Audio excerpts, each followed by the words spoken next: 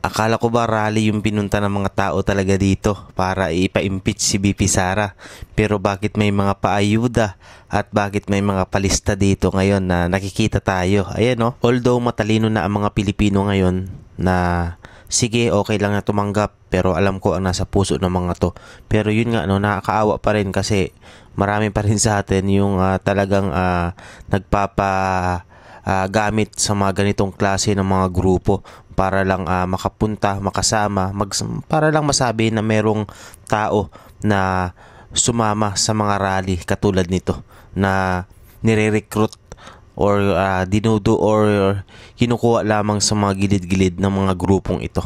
Ayan, ito yung mga kababayan nating walang kaalam-alam sa ipinaglalaban nila kaya sila ay hinugot dito or dinala dito sa ganitong klase ng mga rally. Totoo yan mga kababayan. Walang alam to mga kababayan natin to kaya nakakaawa. Kaya iba talagang kumakapit na lang para magkaroon sila ng pagkain, no, pantawid. At yung iba naman ay iba naman yung natatanggap. So yan yung realidad ngayon dito sa Pilipinas or yung mga grupong talagang walang ginawa kundi manggulo lamang at mas lalo pang pababain yung dignidad ng ating mga kababayan. Dito mapapansin yung mga kababayan, halos lahat yan mga kabataan. Yung sa unahan na yan yung mga aktibo talaga. Yung mga akbayan na yan yung mga aktibo pagdating sa mga ganitong klase ng mga magugulong rally. Yan mga yan. Yan mga kabataan ho yan. Papansinin nyo, galing yan ng mga iba't ibang school dito sa Metro Manila, mga universidad na tinuringan mo mga tinitingala no ng mga ibang kabataan dahil nga sa pangalan ng kanilang universidad pero ito yung ginagawa nila. Ayan.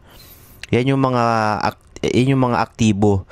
Pero pansinin nyo pagdating dito sa huling bahagi ng kanilang rally, niyang grupong yan, nandyan yung mga kawawang mga kababayan natin. Yan, ito na yung huli pansinin nyo mga kababayan, yung mga kababayan nating kawawa naman na walang kaalam-alam, hindi nila alam yung kanilang ipinaglalaban kung bakit sila nandito. Kung sa mga hinugot lang po no, sa gilid-gilid. Ayan, so isa lang ibig sabihin, talagang lihitimong hakot tong mga ganitong klase ng rally. Itong mga ganitong klase ng mga magugulong rally, mga kababayan, no. Ayan. Siyempre, papatusin na to ng ating mga kababayan kasi nga may pagkain. O kaya naman yung iba, alam nyo na kung ano yung binibigay, di ba? So, papatusin talaga nila ito. Kasi walang-wala Kailangan talagang dumiskarte rin sa buhay ng ating mga katulad nitong ating mga kababayang ito. So, yun. At so dito natin makikita na yung mga ganitong klase ng suporta, hindi yan solid, no? Talagang napilitan lang yung mga kababayan, yung mga nagasalita doon sa may tapat ng Senado, yun lang yung mga aktibo, yung mga kabataan. Sabi nila kabataan daw ang pag-asa ng bayan. Sa ngayon parang hindi na natin yung nakikita dahil sa mga ganitong klase ng mga ginagawa ng mga yan, no? Nasalip na nagpo-focus sa mga academic nila sa mga school, nagpo-focus sa kanilang pag-aaral, nandito at nakikibaka dahil sa mga grupo ng mga leader, ng mga grupong nang-re-recruit sa mga ito.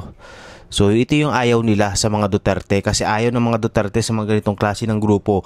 Sinisira ang utak ng mga kabataan kaya ayaw nila sa mga Duterte.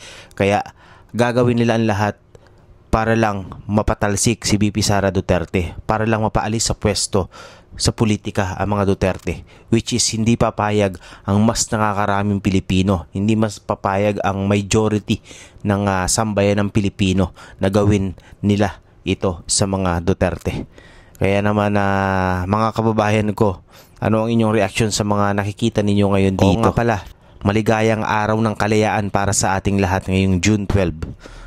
Isang kalayaan na natatamasan natin dahil sa ating mga bayani. Sa ating mga bayani na nagsakripisyo ng kanilang buhay para lang alang-alang lang sa ating bansang Pilipinas, alang-alang sa kalayaan na tinatamasa natin ngayon ng bawat isa sa ating mga Pilipino. Pero minsan ito ay nababasag dahil sa mga hakbang na ginagawa ng iba nating leader na katulad na ginawa kay Tatay Digong na isinakripisyo ang lahat maging maganda lang ang ating Pilipinas. Pero anong ginawa nila? pinagkanulo nila si Pangulong Rodrigo Roa Duterte sa mga dayuhang hindi naman nila alam kung ano ang ginawa talaga ng dating Pangulo sa ating bansa. So yun yung mga ginawa ng ating bayani para lang makalaya sa mga dayuhan. Pero anong ginawa nila ngayon? Isinuko tayo sa dayuhan. Sinuko ang buong Pilipinas sa dayuhan, no? Kaya eto mga kabayan, kita-kita nyo naman, no? Ganyan, papayag ba kayo na ganito, no? Yan, napakagulo dito ngayon ang mga grupong ito. So comment down below kayo dyan mga kabayan kung anong yung reaction sa mga nangyayari ngayon dito. Naman sa bahaging ito, makikita ninyo mayroon din pila. May mga nagpapalista. O para saan kaya itong mga lista na to? Kung totoo nga rally talaga at pagsuporta yung pupuntahan mo, wala akong ibang nakikitang ganyan kundi nung time or kahit hanggang ngayon or kahit dun sa The Hague, Netherlands na lang or kahit yung dito na mga kababayan natin nagkakaroon ng motorcade nung time na ipinakulong or pinahuli nila or kinidnap nila si Tatay Digong papuntang The Hague, Netherlands. Diba? Yun na lang yung suporta ng Pilipino. Every or araw-araw nagkakaroon ng motorcade, 'di ba? Nung birthday ni Tatay Digong, 'yun ang totoong suporta. Walang lista-lista diyan. Lahat may kanya-kanyang dalang pagkain, sakripisyo, pagod. 'Yun ang totoong suporta. Tas ito sasabihin nila ilang libo daw sila ngayon dito, parang wala pa nga 1,000 eh. So yan mga kabayan, comment down below kayo kung ano yung reaction sa mga to. Thank you po and God bless for watching. Thank you so much po mga kababayan. God save the Philippines.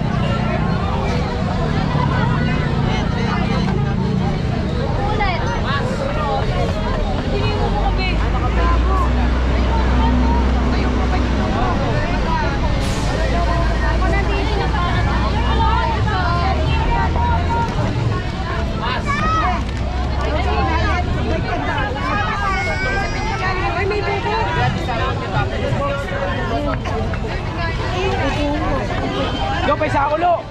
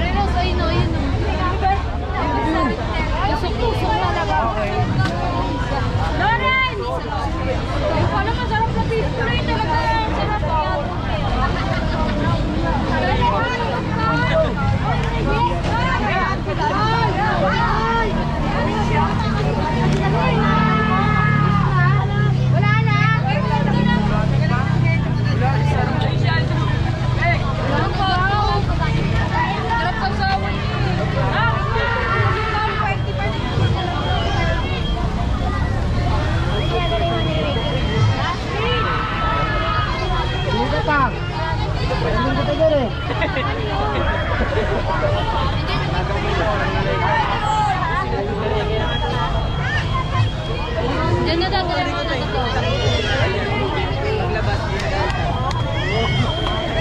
Video laser naman yung gumagalaw.